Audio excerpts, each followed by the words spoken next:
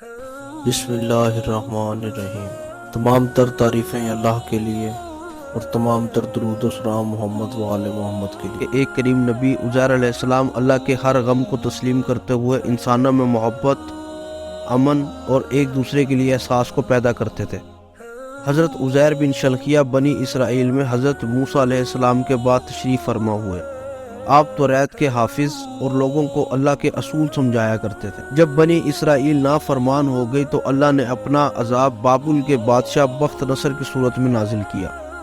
وہ بنی اسرائیل کو چن چن کر مارتا تھا اور اس نے یروشلم کو تباہ کر کے توریت کی ایک بھی جلد باقی نہ چھوڑی، اور تقریباً 40,000 بنی اسرائیل کے عالموں کو مار دیا اور 1,00,000 یہودیوں کو قید کروا دیا۔ ان بنی اسرائیل میں حضرت عزیر علیہ السلام بھی تھے۔ بس ایک دن اللہ نے اپنے معجزے سے اپنے نبی عزیر علیہ السلام کو آزاد کروایا۔ آپ رہائی کے بعد یروشلم آتے ہیں اور دیکھتے ہیں پورا کا پورا یروشلم ویران اور لوگوں کی قبریں بنی ہوئی ہیں۔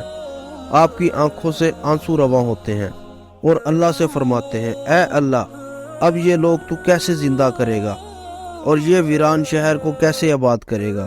یہ کہہ کر آپ نے دیکھا کہ کچھ میوہ دار درخت موجود ہیں۔ آپ وہ پھل کھاتے ہیں، انگور کا رس پیتے ہیں اور کچھ پھل اپنے ساتھ محفوظ کرتے ہیں، اور آپ کے ساتھ آپ کا گدھا بھی تھا جس پر سوار ہو کر آپ یروشلم تک پہنچے تھے۔ آپ نے اپنے گدھے کو مضبوط رسی سے باندھ دیا اور ایک درخت کے نیچے آرام کرنے لگے۔ اس وقت آپ کی عمر مبارک تقریباً 40 سال تھی۔ اتنی دیر میں اللہ نے موت کے فرشتے کو حکم دیا، جاؤ عزیر علیہ السلام کی روح قبض کر لو۔ حضرت عزیر علیہ السلام اور آپ کے ساتھ آپ کا کھانا اور گدھا زمین پر ایسے ہی پڑا رہا۔ وقت گزرتا رہا، زمانہ بیتتا رہا۔ اللہ نے اپنی مخلوقات کی نظروں سے آپ کو پوشیدہ رکھا۔ تقریباً 70 سال بعد فارس کا ایک بادشاہ یروشلم کی طرف آیا، اس کو آباد کرنے لگا۔ اس کو دیکھ کے بنی اسرائیل کے وہ لوگ جو بخت نصر کے حملے کے بعد ادھر ادھر بھٹک گئے تھے، وہ سب آ کر یروشلم رہنے لگے، اور نئے نئے باغات اور عمارتیں بنائی گئیں، اور اس شہر کو پہلے سے زیادہ خوبصورت بنایا گیا۔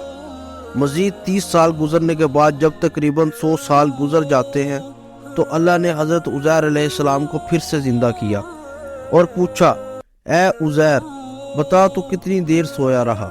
حضرت عزیر علیہ السلام کی موت جب واقعہ ہوئی اس وقت صبح کا وقت تھا، اور جب آپ اٹھے تو عصر کا وقت۔ آپ کہنے لگے، شاید میں صبح سے عصر تک سویا ہوں۔ اللہ نے فرمایا، اے عزیر، دیکھ تمہارے ساتھ تمہارا گدھا بھی سویا تھا۔ اب جو عزیر علیہ السلام نے اپنے گدھے کو دیکھا تو اس کی ہڈیاں زمین پر بکھری ہوئی تھی اور آواز غیب آنے لگی، عزیر، اللہ نے تمہیں 100 سال تک سلا دیا اور آج پھر سے تمہیں زندہ کیا، اور اب دیکھ میں تیرے گدھے کو کیسے زندہ کرتا ہوں۔ حضرت عزیر علیہ السلام دیکھتے رہے۔ آپ کے گدھے کی ہڈیاں جڑنا شروع ہوئیں اور ایک ڈھانچہ بننا شروع ہو گیا اور اس پر ماس چڑھنا شروع ہو گیا، اور اس طرح وہ گدھا زندہ ہو کر آپ کے ساتھ کھڑا ہو گیا۔ پھر اللہ کا حکم آتا ہے، اے عزیر علیہ السلام، دیکھ آج بھی تیرا کھانا ویسے کا ویسا ہے جیسا 100 سال پہلے تھا۔ حضرت عزیر علیہ السلام اللہ کا شکر کرتے ہیں اور رو کر کہتے ہیں، بے شک جو انسان کو خون کی ایک بوند سے زندگی دے سکتا ہے وہ انسان کی گلی سڑی ہڈیوں سے پھر زندہ کرنے کی قدرت رکھتا ہے۔ آپ کی اس عارضی موت کے دوران وہ بستی آباد ہو چکی تھی۔ آپ کھانا کھا کر جیسے ہی بستی کے لوگوں سے پوچھنے لگے کہ کیا آپ اللہ کے نبی عزیر علیہ السلام کو جانتے ہیں؟ تو لوگوں نے کہا، ہاں وہ اللہ کے نبی تھے، ان کو گزرے ہوئے 100 سال سے بھی زیادہ وقت گزر چکا ہے۔ اتنے میں اللہ کے نبی حضرت عزیر فرماتے ہیں، اے لوگو، وہ عزیر اللہ کا نبی میں ہوں۔ مجھے اللہ نے 100 سال تک سلا دیا تھا اور اب پھر سے زندہ کیا ہے تاکہ تم لوگوں کی اصلاح کر سکو۔ لیکن اس بستی کے لوگوں کو یقین نہ آیا۔ اس بستی میں ایک بوڑھی عورت رہتی تھی جس کی عمر تقریباً 120 سال تھی۔ وہ تمام کے تمام لوگ اس عورت کو لے کر آئے اور پوچھنے لگے، جو حضرت عزیر کے واقعات آپ ہمیں سناتی ہیں، آپ ہمیں ابھی حضرت عزیر کی نشانیاں بتائیں۔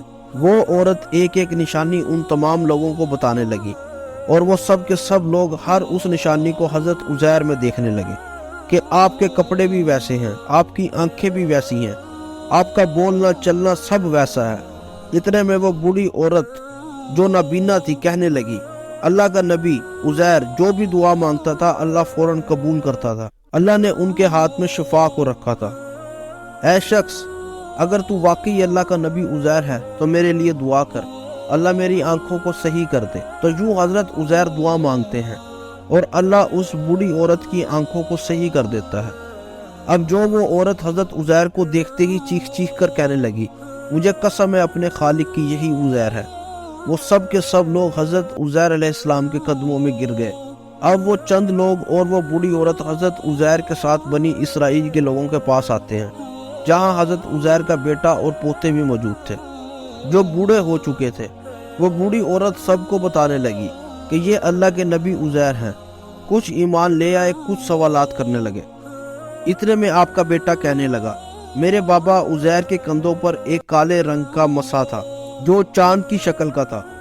اگر آپ واقعی میرے بابا عزیر ہیں تو وہ دکھائیں۔ حضرت عزیر نے اپنا کرتا اتارا اور تمام کے تمام لوگ دیکھنے لگے کہ کندھوں کے درمیان وہی نشان موجود تھا۔ اور پھر اللہ کے نبی حضرت عزیر سب کو توریت سنانے لگے اور تمام بنی اسرائیل آپ کے ہاتھ اور قدم چوم کر کہنے لگے، ہمیں قسم ہے اپنے خالق کی، آپ اللہ کے نبی حضرت عزیر ہیں۔